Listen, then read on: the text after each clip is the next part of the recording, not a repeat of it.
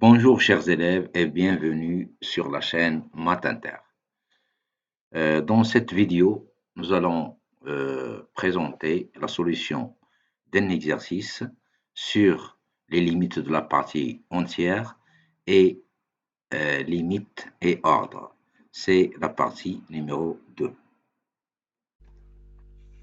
Énoncé de l'exercice. On considère la fonction f définie par l'expression f de x égale e de x sur x carré. E de x est la partie entière. On demande de montrer que, quel que soit x appartenant à R étoile, x moins 1 sur x carré est strictement inférieur à f de x et f de x inférieur ou égal à 1 sur x. Dans la deuxième question, on demande de calculer la limite de f de x quand x tend vers plus infini. Et dans la troisième question, on demande de calculer la limite quand x tend vers plus infini de x carré multiplié par sinus de e de x sur x carré. Voilà donc pour l'énoncé de l'exercice. Bien. Montrons alors que, quel que soit x appartient à R étoile, x moins 1 sur x carré inférieur strictement à f de x, et f de x inférieur ou égal à 1 sur x.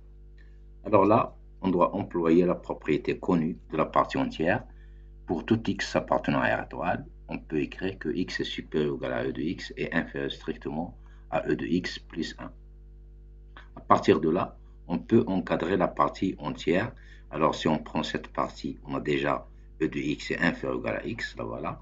Et si on prend l'autre partie, on a e de x plus 1 plus grand que x, supérieur strictement. Donc e de x est supérieur, devient supérieur strictement à x moins 1. Voilà.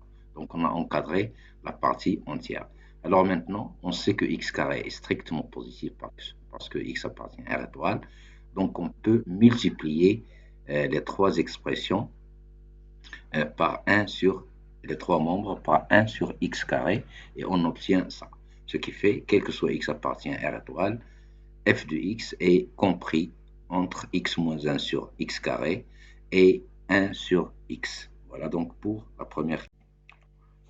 Pour la deuxième question, on doit calculer la limite de f de x quand x tend vers plus l'infini. Alors on peut utiliser l'encadrement précédent. F de x est compris entre ces deux fonctions. D'une part, on a la limite de la fonction qui minore f de x, c'est limite de x moins 1 sur x carré quand x tend vers plus infini. On va trouver que c'est la limite des plus hauts degrés et en simplifiant par 1 sur x, on trouve 0. Et en même temps, bien sûr, on a écrit que limite de 1 sur x égale 0. Donc les deux fonctions tendent vers 0. Donc on peut employer le théorème des gendarmes et parce que ces deux fonctions tendent vers 0, on peut dire donc que f de x est coincé entre deux zéros lorsque x tend vers plus l'infini. C'est terminé, limite de f de x quand x tend vers plus l'infini égale 0. Maintenant, on passe à la troisième question. On doit calculer la limite de x carré sinus e de x sur x carré. Alors, bien sûr, on va faire une petite transformation. X carré sinus de e de x sur x carré s'écrit en divisant par e de x, ici, et en inversant x carré deux fois, on trouve que x carré sinus e de x sur x carré égale à bien ça. Très bien. Alors, d'une part, limite de e de x sur x carré est égale à limite de f de x, parce que c'est f de x elle-même, égale 0 d'après la deuxième question. Et d'autre part, limite quand x tend vers plus infini de sinus de e de x sur x carré sur la même quantité.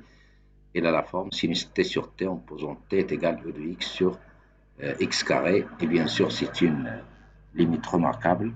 Ça donne 1. Très bien. Donc, on a trouvé que limite de cette quantité est égale à 1 quand x tend vers plus infini. Maintenant, on va voir e de x. On peut employer cet encadrement. X est compris entre e de x et e de x plus 1. Et en utilisant le même encadrement, on peut encadrer e de x, c'est déjà fait avant.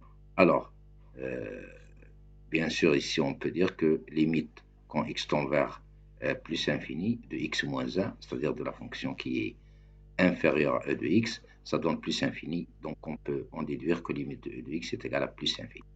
Alors, maintenant, on peut dire donc que l'expression e de x sinus de e de x carré sur e de x sur x carré égale à plus infini parce que e de x tend vers plus infini et tout ça tend vers 1, ce qui conduit à dire que limite de x carré sinus e de x sur x carré est égale à plus l'infini quand x tend vers plus l'infini. Voilà donc pour la dernière question. Bien, c'est la fin de cette vidéo. Je vous remercie de votre attention et je vous donne rendez-vous pour une prochaine vidéo.